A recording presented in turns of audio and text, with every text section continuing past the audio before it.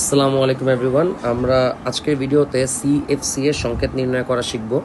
তো প্রথমে জেনে নেই সিএফসির ফুল ফর্ম কি। সিএফসি সি মানে হচ্ছে ক্লোরো, এফ মানে হচ্ছে ফ্লুরো, আর সি মানে হচ্ছে কার্বন। অর্থাৎ সিএফসি হচ্ছে ক্লোরো ফ্লুরো কার্বন। ওকে, এর বাণিজ্যিক নাম হচ্ছে ফ্রিয়ন অথবা ফ্রেয়ন। বানান ভেদে একটু ভিন্নতা আছে, বাট একই কথা, ফ্রিয়ন অথবা ফ্রেয়ন। এই সিএফসি মূলত ওজোন স্তর ক্ষয়ের জন্য দায়ী, বা এমসিকিউতে আসতে পারে ওজোন স্তর ক্ষয়ের জন্য দায়ী প্রধান গ্যাস কোনটা। সেই প্রধান গ্যাসটা হচ্ছে এই সিএফসি অথবা ক্লোরোফ্লুরোকার্বন। এখন আসি একটা গুরুত্বপূর্ণ জিনিস নিয়ে, যে অনেক সময় সিএফসি গ্যাসটাকে বিভিন্নভাবে নাম্বারিং করা হয়। যেমন কখনো বলা হয় সিএফসি 11, কখনো বলা হয় সিএফসি 12। আর প্রশ্ন আছে এদের সংকেত কি হবে, সেই সংকেতটা নির্ণয় করাই আজকে আমরা শিখব। তো এটা নির্ণয় করা খুবই সহজ। আমাদেরকে একটা প্রসিজার মেনটেন করতে হবে, সেটা হচ্ছে যেমন সিএফসি 11 নিয়ে যদি কথা বলি, এখানে 11 এই সংখ্যাটার সাথে আমাদেরকে যোগ করতে হবে 90। তো এই 90 কিন্তু ফিক্সড সংখ্যা। এটা সিএফসি 12ও যদি বলতো তবুও তার সাথে আমি কি করতাম, 90 যোগ করতাম। তো যোগ করার পর আমার আসতেছে এখানে 101, অর্থাৎ একটা 3 ডিজিটের নাম্বার আসবে। এই 3 ডিজিটের নাম্বারটা 3টা জিনিসকে রিপ্রেজেন্ট করবে। যেমন সর্ববামের যে সংখ্যাটা, প্রথম সংখ্যাটা, এটা হচ্ছে কার্বন সংখ্যা, মাঝখানের সংখ্যাটা হচ্ছে হাইড্রোজেনের সংখ্যা, আর সর্বডানের যে সংখ্যাটা সেটা হবে হচ্ছে ফ্লোরিন সংখ্যা। অর্থাৎ সিএফসি 11-এর মধ্যে কার্বন আছে একটা, হাইড্রোজেন নাই, আর ফ্লোরিন আছে কয়টা, একটা। হাইড্রোজেন তো নাই, এটাকে বাদ দিয়ে দিলাম, আর এক তো লেখার দরকার নেই, তাহলে আসতেছে সিএফ। কিন্তু এটা তো কোনো সংকেত হলো না, কারণ আমরা জানি কার্বনের যোজনী 4, তাহলে কার্বনে হাত থাকবে কয়টা, 4টা। কিন্তু কার্বন এখানে একটা হাত দিয়ে ফ্লোরিনের সাথে বন্ধন গঠন করছে, তাহলে আর 3টা হাত কোথায়? তো এখানেই বুঝতে হবে যে যতগুলো হাত মিসিং থাকবে ততগুলো ক্লোরিন বসায় দিতে হবে। অর্থাৎ সিএফসি 11 এর সংকেত হচ্ছে CFCl3। ওকে, আমি একটু আবার রিপিট করতেছি। আমরা সিএফসি 12-এ যাই, 12-র সাথে 90 যোগ করলে আসবে হচ্ছে 102। অর্থাৎ কার্বন আছে একটা, হাইড্রোজেন নাই, আর ফ্লোরিন আছে হচ্ছে 2টা। কার্বন একটা, হাইড্রোজেন নাই, ফ্লোরিন 2টা।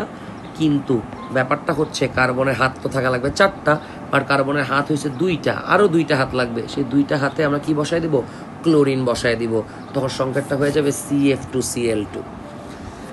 এইবার একটু ডিফারেন্টে যাই। ডিফারেন্ট হচ্ছে সিএফসি 113। ওকে, কেন এটাকে ডিফারেন্ট বলতেছি, তার রিজন হচ্ছে আমরা এবার 113-র সাথে 90 যোগ করলাম। 90 যোগ করলে আসবে 203। ওকে, এইখানে কিন্তু কার্বন 2টা হয়ে যাচ্ছে, স্টিল হাইড্রোজেন নাই, আর ফ্লোরিন আসতেছে হচ্ছে কয়টা, 3টা। অর্থাৎ C2F3। কার্বন 2টা থাকলে এখন হিসাবটা কিভাবে করব? তো কার্বন কার্বন এভাবে সিঙ্গেল বন্ডে গঠিত হবে, ঠিক আছে। আর কার্বনের আমরা জানি কয়টা হাত থাকবে, কার্বনের তো হাত থাকবে 4টা, তাহলে 1 2 3, এই 4, 1 2 3 4। ওকে, ফ্লোরিন আছে 3টা। ওকে, তো র্যান্ডমলি আমি 3টা হাতে 3টা ফ্লোরিন বসায় দিই। সাপোজ আমি এখানেই মনে করো 3টা ফ্লোরিন বসায় দিলাম, তাহলে এখানে কি 3টা হাত ফাঁকা স্টিল? তাহলে যতগুলো হাত ফাঁকা ততগুলো হাতে কি বসায় দিব, ক্লোরিন বসায় দিব। তাহলে সংকেত হয়ে যাবে C2F3Cl3। ওকে, তাহলে আপনাদেরকে একটা টাস্ক দিচ্ছি, আপনারা বাসায় CFC 114 এইটা নির্ণয় করার চেষ্টা করবেন। আমি অ্যাকচুয়াল অ্যান্সারটা বলে দিচ্ছি, নিজেরা ট্রাই করবেন। এটা হবে C2F4Cl2। তো এই প্রসেসটাকে ফলো করে দেখবেন যে আপনার সংকেত এইটা আসে কি না।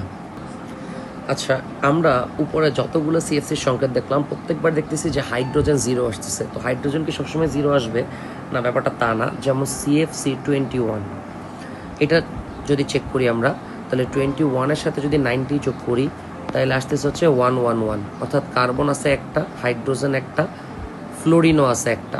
ওকে, তার মানে এখানে কার্বনের একটা হাত দেওয়া হয়েছে হাইড্রোজেনকে, একটা হাত দেওয়া হয়েছে ফ্লোরিনকে, তাহলে আরও 2টা হাত বাকি, সেই 2টা হাত দিয়ে দিবে ক্লোরিনকে। এই তো একইভাবে CFC22ও আপনারা চাইলে বাসায় চেক করতে পারেন।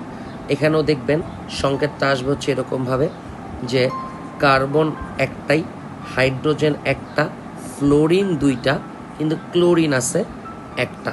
তো এটা নিজেরা বাসায় চেক করে দেখবেন যে মিলতেছে কিনা। আল্লাহ হাফেজ।